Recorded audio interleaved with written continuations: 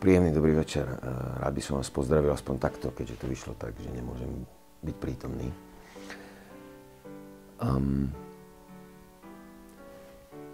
Či si to chceme alebo nechceme priznať, my dospelí, deti sú jednoznačne odkázané na svet dospelých.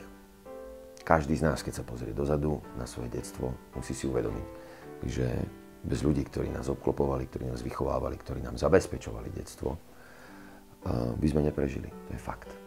A boli to pre nás tí najdôležitejší ľudia. Boli dospelí. Som presvedčený, že sme to, aké sme mali detstvo. A prečo hodina deťom?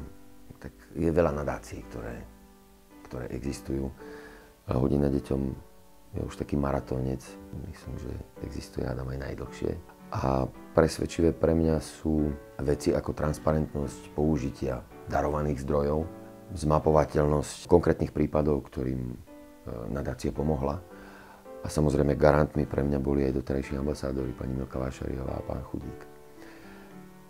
Ešte by som chcel povedať, že máme veľa vlastností, na ktoré my Slováci sme často hrdí, ale je jedna vlastnosť, na ktorú si myslím, že môžeme byť právom hrdí. A to je schopnosť prejaviť súcit a solidaritu.